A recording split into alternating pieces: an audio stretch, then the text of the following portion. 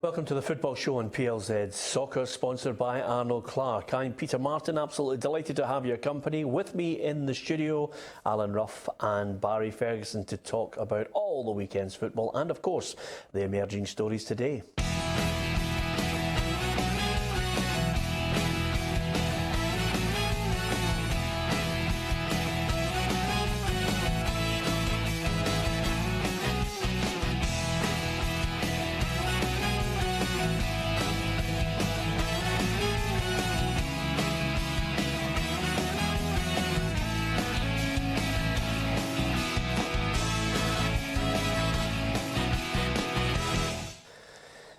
Yeah, lots to talk about on the programme today, and of course congratulations in order for the call-up to the Scotland squad once again for Stephen Naismith of Hearts, with Ollie McBurney dropping out. We'll discuss that among other things, but first of all, before we get the thoughts of Ruffy and Barry Ferguson, let's have a look at what happened over Saturday and Sunday in the Premiership in Scotland. A hat-trick from Stephen Naismith, the first from the penalty spot after 4 minutes. Jimmy Dunn scored an own goal to level it for St Mirren. Naismith then set up Ollie Lee to restore Hearts' lead. A close-range header provided Naismith with his second of the afternoon, and Nazy's 7th goal of the season secured his hat-trick and Hearts' 4th goal just before half-time. Aberdeen's Michael Devlin was red-carded for a foul on Kilmarnock's Eamon Brophy after 5 minutes. Just before half-time, Brophy's free kick gave the away side the lead. Greg Stewart scored against his old club to make it 2-0 and seal the points for Killie. Blair Alston gave the Saints the lead from close range after 37 minutes. David McMillan doubled the away side's advantage on the stroke of half-time. Hamilton's Rakesh Bingham pulled one back for the Ackies, but it was merely a consolation. Motherwell secured their first win of the season, with Danny Johnson setting them on their way in the second half. Bigirimana increased the visitors' advantage with a second goal after 68 minutes. Dundee pulled a goal back through Benjamin Kalman, but Motherwell finished off the game with a third through Alan Campbell. Darrell Horgan gave Hibs the lead on the artificial pitch, which was heavily criticised by the away side. Great skill from Sean Byrne after the break delivered the equalising goal. Scott Pittman's rocket from a Libby free kick sealed the win after 70 minutes for Gary Holt's team. Brendan Rodgers remains undefeated as the Celtic manager in Old Firm games with another home win over Rangers. Alan McGregor could have been red-carded for a kick-out at Christopher Ayer, but the ref missed the incident. The defining moment arrived just beyond the hour. Olivier Ncham swept home a slick Celtic counter-attack to make it 1-0. Steven Gerrard suffered his first defeat in 13 games. Celtic move up to second in the table with the win. Yeah, there you have it. That's the story of the weekend in the Premiership. Let's get to the game yesterday, Celtic Park, high noon. Big questions asked. Would the gap be closing? Would Rangers be able to go there and maybe take a point, possibly more? Or would the Scottish champions still dominate? Before we talk about the game, let me tell you, Ruffy, Celtic and Rangers need to get their heads together. They need to go back round the table and talk before they ruin this fixture once and for all by limiting the amount of away supporters at the game. It killed the atmosphere. It is something they need to seriously look at, and it was started by Rangers and then tit for tat with Celtic. It's going to kill the Old Firm game as a spectacle. It's not going to only kill the Old Firm game, it's going to kill a lot of games, because obviously Hibs and Hearts will go tit for tat as well, so it's going to lose the games as well. You're right, and Barry's played in these games. I would like to see a bigger contingent of away fans, you know, add something to the game. Even when we go to Ibrox, with both sets of fans have got a bit of banter before the game and everything goes on. It just adds it to it. I mean, I don't know, like from a player's point of view on the park when it's total dominance of one support, but again, I agree with you. I think they need to do something about it. It's a total nonsense. Yesterday was just, it was a shadow of the game that I've witnessed on many an occasion. There's nothing better than sitting in the press box, looking out. If Rangers have scored, there's 7,000 Rangers fans going mental at Celtic Park, and the same situation at Ibrox, 7,000. And I just think Rangers kicked it all off by pandering to certain fans, claiming they don't want Celtic fans at their ground. It's a nonsense. Yeah, both of them need to sort it out. I had friends in both ends, in the Celtic and the Rangers end, and they says the same as you just mentioned a minute ago. The atmosphere wasn't the same. You're used to, if you ask any player, if we're playing at Celtic Park, as you said, you've got 7,500 Rangers fans, and it's the same when Celtic come to Ibrox. They've got 8,000 fans, and they stand behind the goal. So they need to get their act together. It does, as you said, it ruins the atmosphere.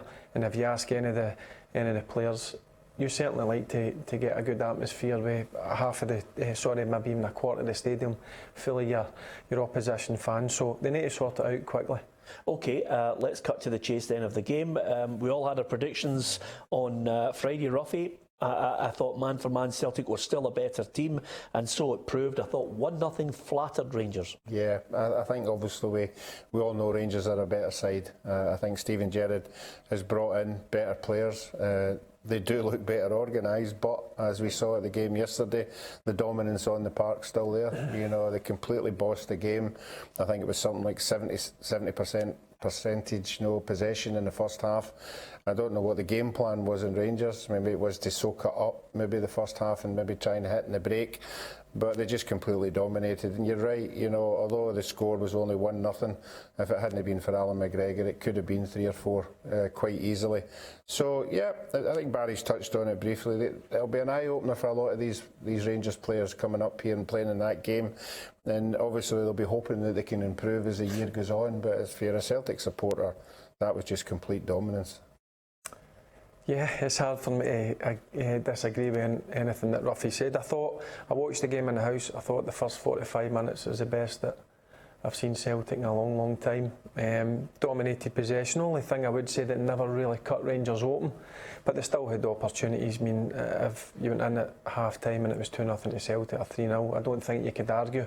Second half was a bit better for Rangers, a bit more positive. But if you're looking at the game, the thing that I would say is Rangers, the team last season, would have just went once Celtic scored that first goal. That's the positive I get out of it. At least there was a reaction.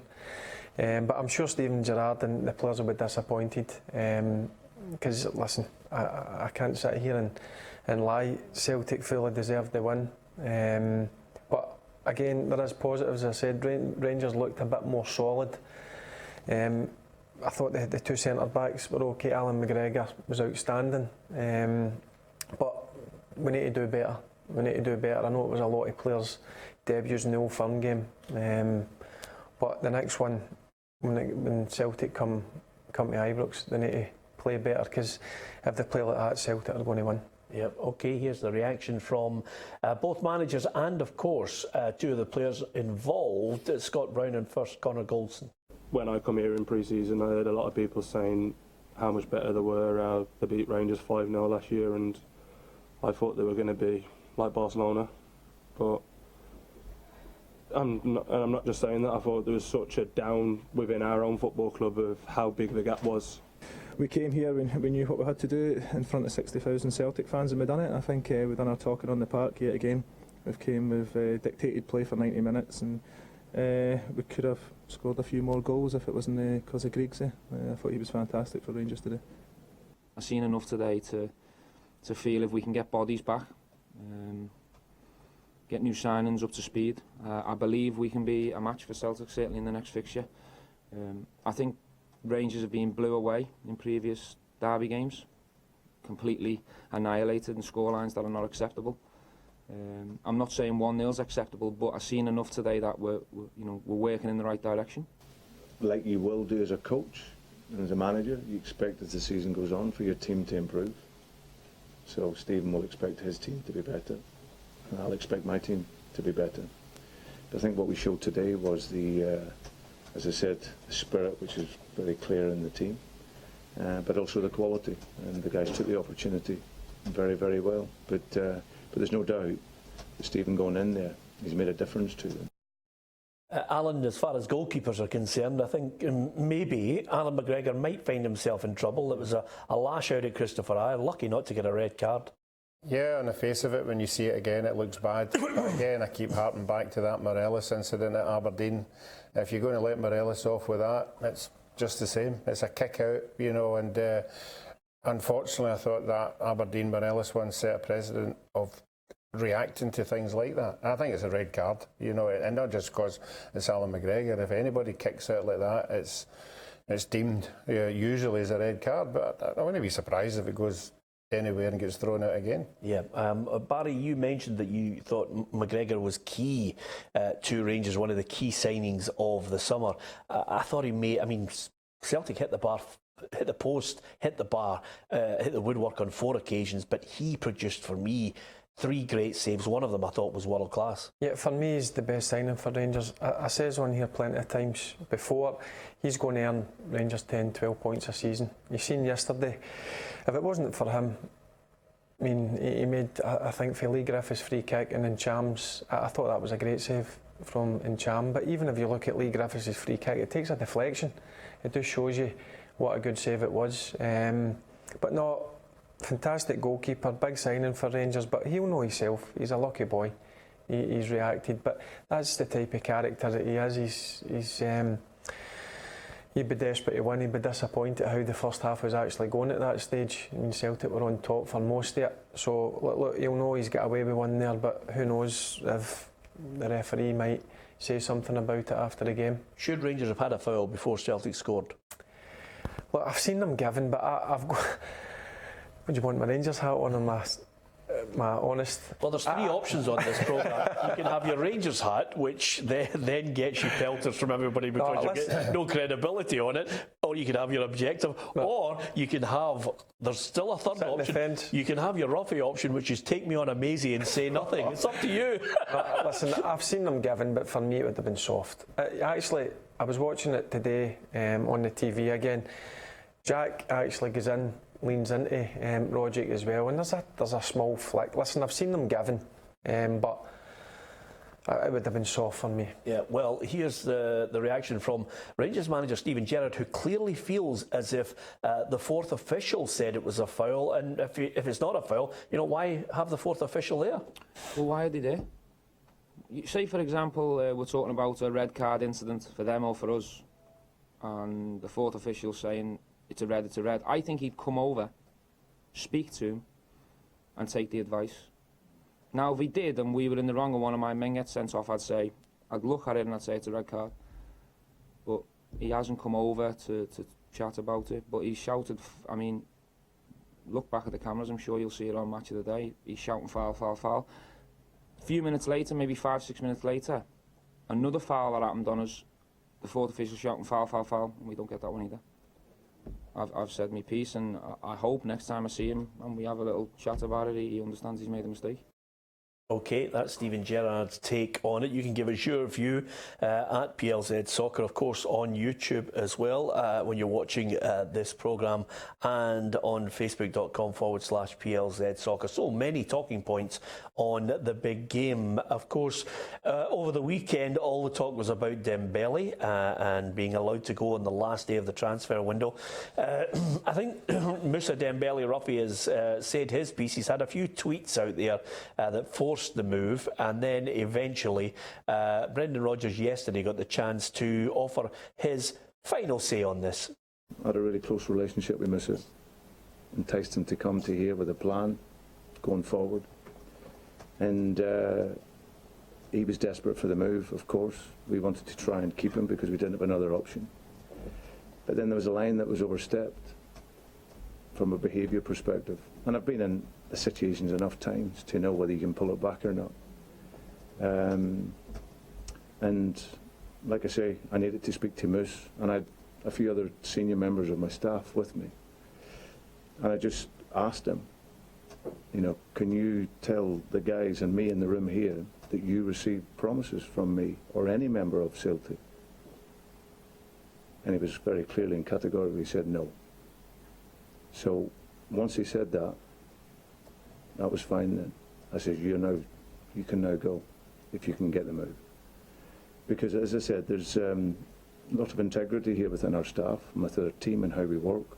I understand the model here at Celtic, very much about these talents coming in. You develop them and then you move them on. So, but it was, as I said, there was a lot of stuff that was said which was not so nice and ironically not true. So, but listen, Moussa's got his move. He's back. He's happy. Deep down, I know he's a good boy. He's done great for us here, and I wish him all the very best at Leon. Yeah, Ruffy, you're not happy with that, are you? No, I'm happy with him coming out and clearing everything up, because obviously his character was threatened. are telling truth or not truth. So he's come out and gave a case to everybody, and you have to believe everything he says. But I'm still not convinced that that boy Dembele wasn't under the reassurance that if a decent offer came in for him after some of the offers he came in, he would be allowed to go. You know, I just feel as if somewhere down the line he was assured that if he put his head down for 2 or 3 years and Brendan Rodgers made him a better player, if a decent offer came in, they would accept it. And I think that's why he's throwing the dummy out the pram. Well, I will suggest one thing, because we could talk about this forever and a day, but we'll put it to bed on this. You, even as a director of Partick Thistle, your impression of a decent offer, a player's impression, an agent's impression, a manager's impression, you could get 4 different versions of what a decent offer is. Yeah, I agree with that, but and all I'm going, I'm not in the inner sanctum of what's happening there, but in the light of the offers that must have been coming in for him, there must have been some dialogue that we're not taking that offer for West Ham, we're not taking that offer for Fulham, and then all of a sudden the offer comes in for Lyon, he sees it's in France, chance to be in the national side, all that. He would probably make up his mind to say, right, that is the offer I want to take. Yep.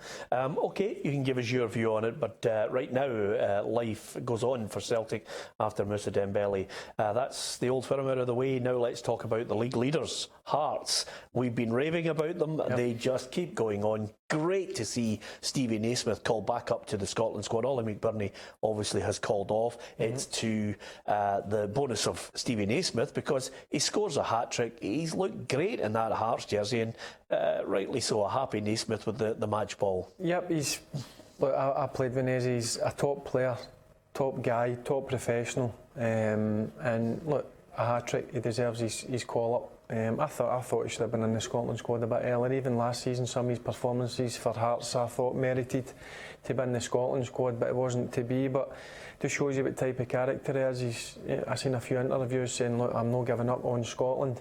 He's obviously had a good pre-season, he's back up at Hearts and scoring goals for fun, so delighted to see he's back in the Scotland squad. Yeah, and I like his attitude, which is basically that he doesn't want to give up on Scotland right until the very last. He'll kick a ball for his country and let Scotland decide when they don't want him. There's another debate. But off the flip side of this, I have to say, Ruffy, there's wild speculation now that's gathering a bit of pace that Alan Stubbs could be on his way out the door. Yeah, again, I'd be surprised with that. I've never been a person who would get rid of somebody after 3 or 4 games. We've all seen in the game how quickly things can change. It would be a panic move for me if that was the case. They don't look particularly good just now, but again, it could be players just need to settle in, and there will be teams that they'll be playing that they should be picking up points, certainly not at the weekend, but there will be games coming up in the fixture list that he will have to win. Well, here's the point here, Barry. There's a double-edged argument here. If Alan Stubbs is on his way out of St Mirren, I think that's ludicrous, and I think they need to have a long, hard look at themselves. But it's not madness north or south of the border. It's now happening that you get in a job and you've got 3 games to save your job. There's Neil McCann. The pressure's on him. He hasn't got a win in 4 games. And, you know, last year you probably had the evidence to say, OK, he was trying to get it right, but he was still losing a lot of games. They weren't great. Now this year he's made a few signings again. Dundee are not great. So what do you look at here? Who's under pressure? Is it all about the board? I just looked at it. When I seen that story break this afternoon, I can't believe 4 games in that there's... Why appoint him in the first place? You've got to give him at least a few months to get his feet in the door.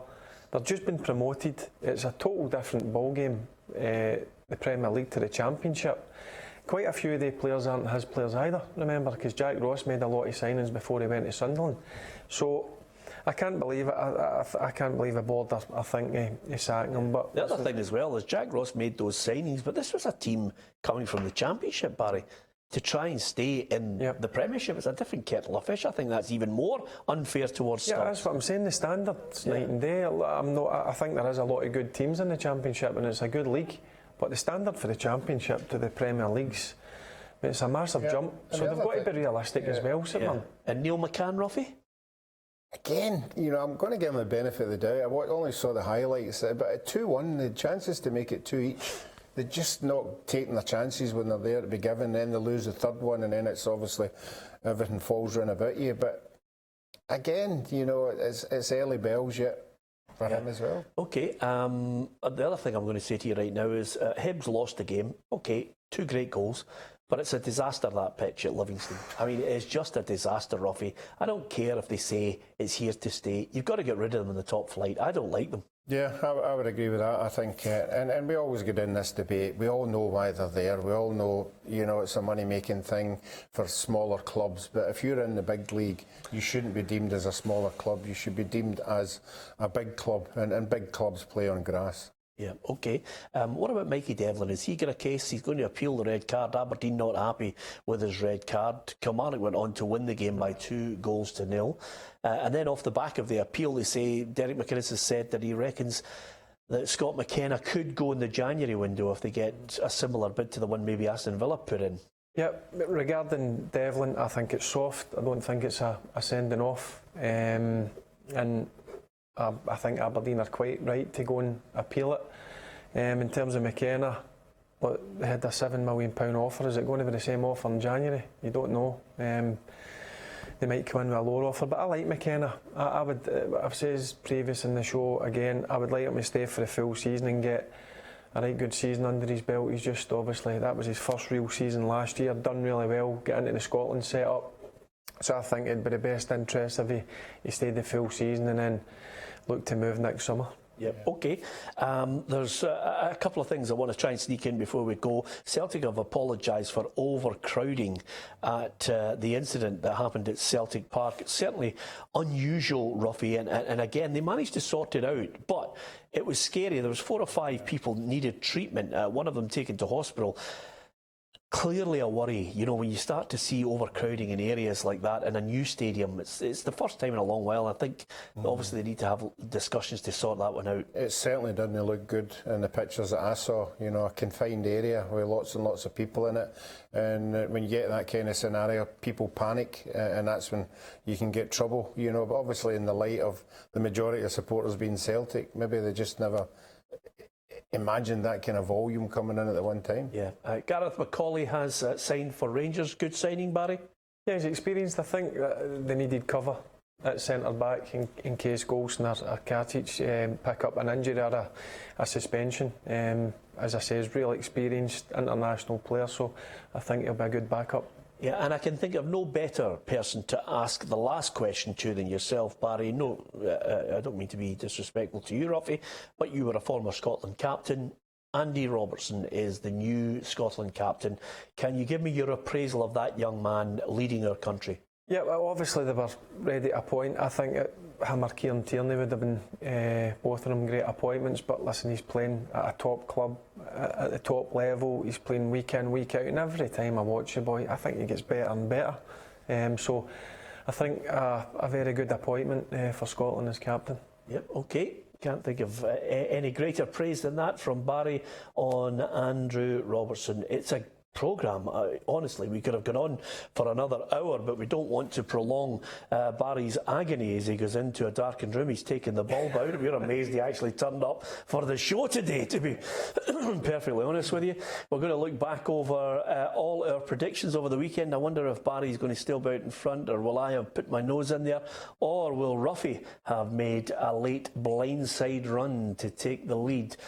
Join us tomorrow if you can on the programme. It all starts again on PLZ Soccer's YouTube channel. Don't forget to subscribe. From Barry, Ruffy and myself, good night.